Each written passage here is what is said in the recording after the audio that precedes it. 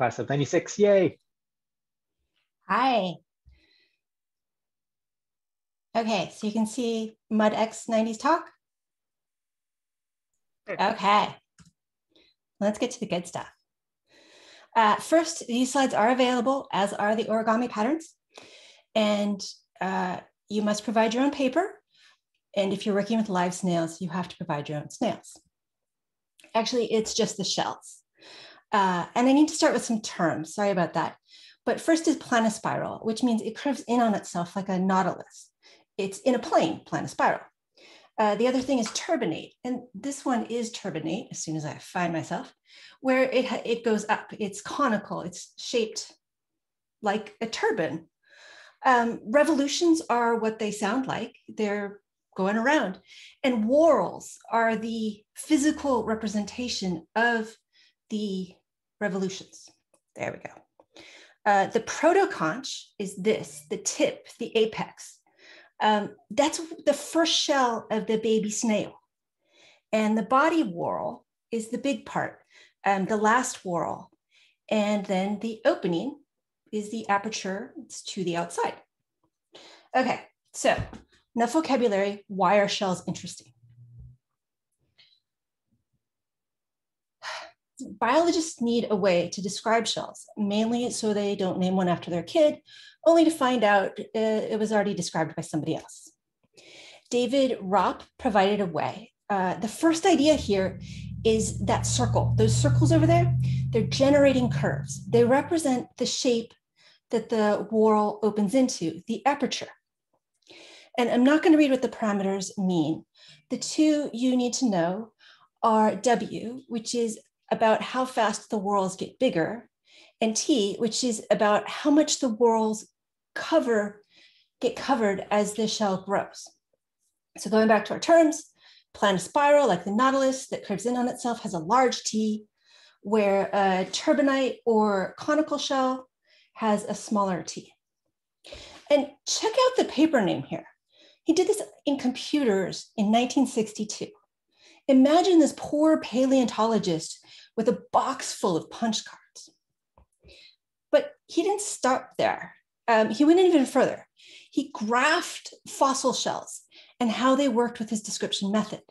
And he showed that nature has tried many of the options in the parameter space with some success, some not success. And I could totally go on about how nifty this is, but I need to move on to paper. I liked origami, but it wasn't an obsession until about 2 years ago, when I needed to fold a really good origami cat so I could add an electronic purring mechanism. I folded hundreds of cats. I started to understand that origami isn't about successfully folding a 57-step dragon once, but folding the dragon over and over again until you understand it. It turned out to be a lot like calculus. And somewhere in there, I found curved crease origami.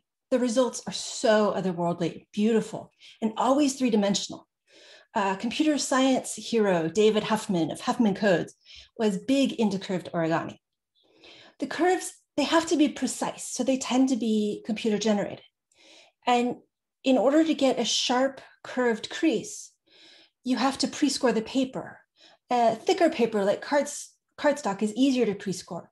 And I initially did it by printing out the patterns of interest and then pressing hard with a ballpoint pen to get the grooves, the score into the paper.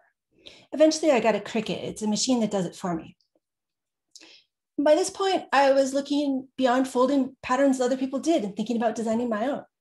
The octopus pattern isn't too difficult. I don't think. I've folded a lot of them at this point. And other people have successfully folded them, so I think it's okay. But when I did this, I wanted an origami aquarium. And then my husband, Chris, also 96, gave me a book as a present. Tomoko Fuse is a super famous origami artist. You're gonna have to take my word on that. She does a lot of things with spirals, has a whole book about them, and another book about spirals and boxes, which is super nifty, but not on topic. Anyway, she has this navel shell pattern and many variations upon it.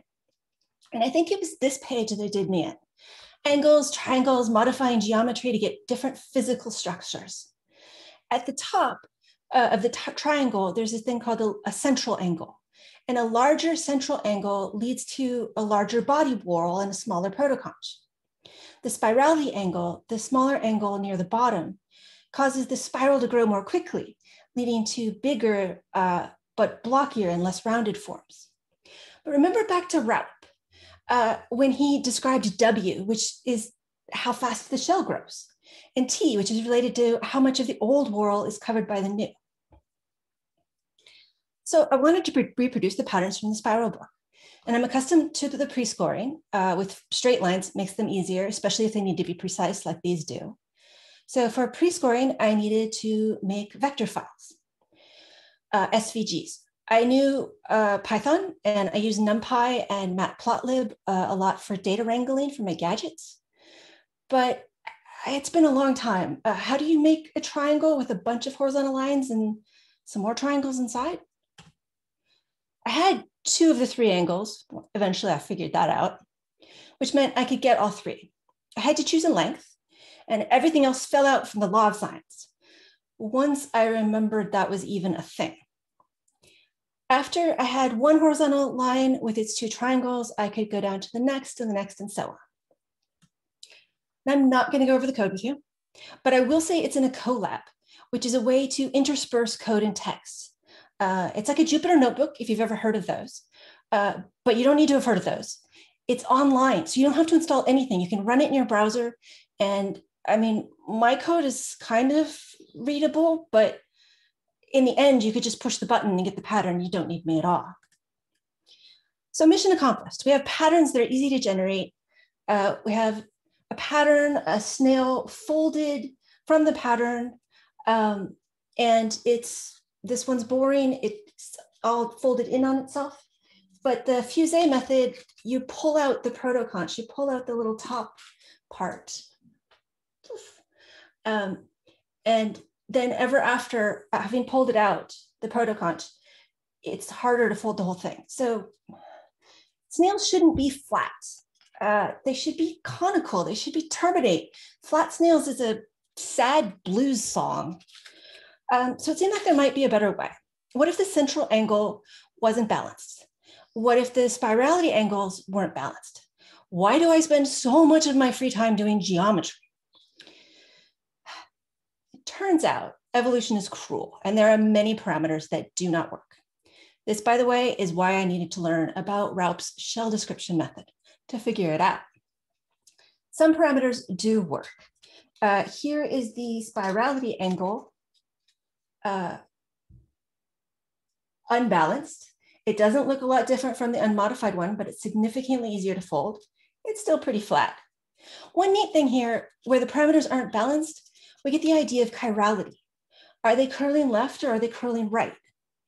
Snails are hermaphrodites. Their bits have to line up. Their shells have to have the same chirality in order to make baby snails. And let's see, on to an unbalanced central angle. This is kind of cool. It has more height, but the whorls, they don't touch anymore. They're separate. And this happens for marine snails. So this isn't off the charts, although the top bit is still flat. I can put it all together, make it something kind of nifty. Nice height, the whorls do touch some. It's a little chunky, but if we decrease the spirality angle, the snail will grow more slowly and be smoother. But wait, what if we add in curves? What if we replace the straight lines with Bezier curves? Earlier, I mentioned curved crease and cardstock. So you can be suitably impressed that I'm showing white snails entirely made of copy paper. Okay, I know you're not suitably impressed, but let me tell you, the origami people would be wowing right now. Although they're such snobs about paper, maybe they'd be closing their Zoom window instead. Anyway, I used copy paper instead of something fancier. So you know you can make these, either by running your own script or by getting a working SVG from me. And I did say that cardstock is easier. It is much easier to do for the curved crease. For the other ones too, I thought. And having done the cardstock and having played with a lot of these parameters, I can make planospiral ones. These are more like the Nautilus. And if you could look really close, which is hard on the camera, it really does spiral all the way in. It's very neat. So what next? I want to do a conch. I have plans for continuing. I'm hoping to make conches. It has proven much harder than I expected. The aperture, the generating function is no longer circular.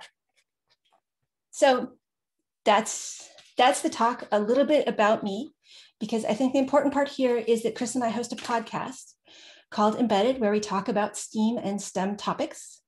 It's in all the usual podcast apps, and we really like Mudders as guests. One of the previous speakers, Dan Shapiro, was on our show years ago when Glowforge first was getting off the ground. I think that's a pretty interesting compare and contrast to what he presented today. I'm really easy to find online if you want to chat about being on the show, or snails, or robots, or the half dozen slides I had to cut in order to get this to be even near 10 minutes. Thanks, Elecia. We are now going to stop recording this presentation.